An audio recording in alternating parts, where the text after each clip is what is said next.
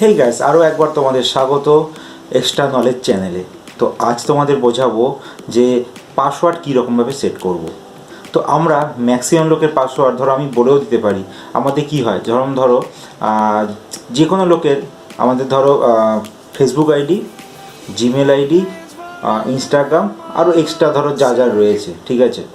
তো এইসব আইডিগুলোতে আমরা পাসওয়ার্ড কেমন সেট করি, আমরা হয়তো অনেক সময় নিজেদের মোবাইল নাম্বারটা দিয়ে দিই, অনেক সময় এমনও করি যে আমাদের যে নামটা আছে সেই নামটা দিই এবং নামটা দেওয়ার পর একটা @ করে 1 2 3 এরকম সামথিং কিছু একটা আমরা দিয়ে রাখি।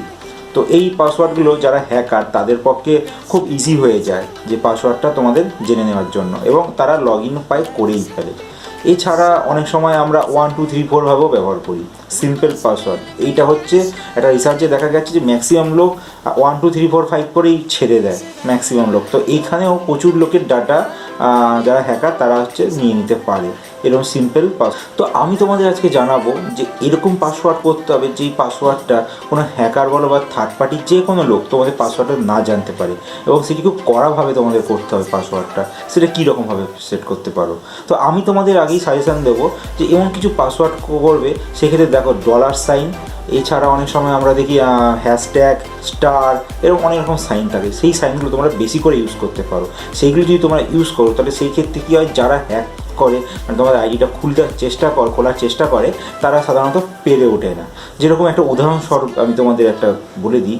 ধরো তোমার নাম অভিষেক, ঠিক আছে। তো অভিষেক হলে তোমাদের কী করবে, এটা বড় হাতে লিখবে, তারপর যেরকম নাম হয় ওরকম অভিষেক করবে, @ লিখে 1 2 3 4। বাট আমি তোমাদের বলবো তোমরা এরকম কাজ কখনো করবে না। তোমরা কেমন করবে, তোমরা করবে 1 2 3 4 এরকমভাবেও কিছু লিখবে না। তোমরা করবে যে নামটা যে বললাম না যে অভিষেক তোমাদের 1 2 3 4, তো অভিষেকের মাঝে একটা ধরো $সাইন দিয়ে দিলে, একটা ধরো হ্যাশট্যাগ দিয়ে দিলে, একটা ধরো স্টার মার্ক দিয়ে দিলে, একটা জিজ্ঞাসা চিহ্ন দিয়ে দিলে। এমন টাইপের অনেক রকম যে সিম্বল আছে, যে সিম্বলগুলো এর মধ্যে বেশি করে ব্যবহার করবে। এবং নাম্বার যখন দেবে সেইটিকেও প্রায় ঘুরিয়ে ফিরিয়ে 1 2 3 4 সিম্পল না দিয়ে তোমরা চেষ্টা করতে পারো 7 6 আবার 2 উল্টো পাল্টাভাবে যেরকমভাবে তোমরা দিয়ে দিতে পারো। সেক্ষেত্রেও তোমাদের অনেকটা সুবিধা হবে তোমাদের পাসওয়ার্ডটা মানে হ্যাক করার হাত থেকে। তো এছাড়াও তোমাদের কাছে আরও অনেক রকম বিকল্প থাকতে পারে। ধরো আমরা ধরো জিমেল আইডি আমরা সবাই তোমাকে বললাম একটু আগে যে 1 2 3 4 হলে অনেকে ছেড়ে দেয়। সেক্ষেত্রে আমরা কী করতে পারি, এমন আনকমন কিছু ব্যবহার করতে পারি। ধরো কোনো দেশের নাম ব্যবহার করলাম, কোনো একটা জায়গার নাম ব্যবহার করলাম। এছাড়া যেটা অপরিচিত কিছু লোক থাকে যেগুলোকে আমরা জানি না, তারা বাইরে মানে আমাদের ধরো আমার নাম বিশ্বজিৎ, তাই পাসওয়ার্ড যদি বিশ্বজিৎ থাকে এরকম সাধারণত হয় না। সেক্ষেত্রে আমরা অন্য আদার্স কারো কিছু করতে পারি, নাম্বার বা তার ফোন নাম্বার দিয়ে এরকম পাসওয়ার্ড করতে পারি। এছাড়া যদি বলো যে কোনো মানে ধরো প্রধানমন্ত্রীর নামে রাখলাম বা মুখ্যমন্ত্রীর নামেও আমরা রাখতে পারি।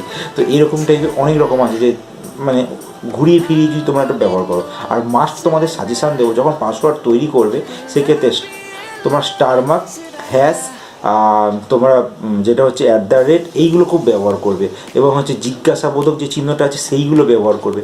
এইগুলো সাধারণত কারোর মাথায় আসে না, আর এগুলো খুব একটু টাফ টাইপ হয়ে যায়, যার জন্য এইগুলো মানে সবাই চেষ্টা করলেও হলে খুলে পায় না। কারণ তুমি এরকমভাবে পাসওয়ার্ডটা ক্রিয়েট করেই ফেলেছো আগে থেকে যে যেটা তারা বাইরে। যেরকম ধরো সঞ্জীব আমি ব্যবহার করলাম, ঠিক আছে। তুমি SN সোন দিলে, তারপর একটা $মার্কা দিয়ে দিলে, বা একটা ধরো একটা জিজ্ঞাসাবোধক যে চিহ্ন আছে সেই চিহ্ন একটা দিলে, তারপর জিপটা লিখলে, তারপর @ 8 5 2 এরকম কিছু দিয়ে দিলে। তাহলে কী হয়, এতে ক্ষেত্রে তারা খুঁজে পায় না যে এরকম কেন হলো। এবার আমি যে তোমাদের সঞ্জীব বলে SAN লিখে যে বললাম না জিজ্ঞাসাবোধক চিহ্নটা দিতে, এরকম করতে, এরকম তোমরা আবার করবে না। তোমরা নিজে চেঞ্জ করে দেবে। কী করবে, এর পর দিতে পারো, আগে দিতে পারো, যে কোনোভাবে করে তোমরা দিতে পারো। এতে হবে কি যে যারা হ্যাক করা মানে তোমাদের আইডির উপর নজর রাখা খোলার চেষ্টা করে, তারা এটা খুলতে খুব তাদের কালঘাম ছুটে যাবে। তো এইটাই আমার আইডিয়া তোমাদের সঙ্গে শেয়ার করলাম যে একটা পাসওয়ার্ড কীরকমভাবে তোমরা ক্রিয়েট করবে, যেটা শক্ত পাসওয়ার্ড হতে হবে, আর খুব সিম্পল পাসওয়ার্ড দেবে না। আর যদি ধরো ভুলে যাচ্ছ সেক্ষেত্রে কী করবে, তোমাদের অনেক প্রশ্ন থাকতে পারে যে এরকম যে আমি বললাম যে এত কঠিন এই হ্যাশ এইসব, অনেক সাথে তোমরা ধরো অনেক বলতে পারো যে আমি ভুলে গেলে এবার কী করবো। অনেক সময় হয় ফরগেট পাসওয়ার্ড করে তোমরা আবার একটা পাসওয়ার্ড জেনারেট করে নিতে পারো। নইলে সবথেকে ভালো একটা ডায়েরি বা কোনো একটা জায়গায় তোমরা লিখে রাখো, যেখানে যেন কেউ দেখতে না পায়। সেখানে তোমরা যেরকম একটা লিখে রাখবে, যেরকম মানে তোমাদের সেফটির জন্য এই কথাটা আমি বলছি, লিখে রাখবে। যখন তোমরা ধরো জিমেল আইডি বা ফেসবুক যাই হোক তোমরা লগ ইন করবে, সেই সময় তখন তোমরা ওই পাসওয়ার্ডটা দিয়ে লগ ইন করতে পারো। তো ভিডিওটি কেমন লাগলো? যদি ভালো লেগে থাকে তাহলে একটা লাইক দিতে ভুলবে না। আর এরকম নিত্য নতুন ভিডিও যদি আরও দেখতে চাও সেক্ষেত্রে চ্যানেলটিতে সাবস্ক্রাইব করতে একদম অবশ্যই ভুলবে না। তো আজকের মতো এতটুকুই। বাই বাই, ভালো থেকো এবং সুস্থ থেকো। Bye bye.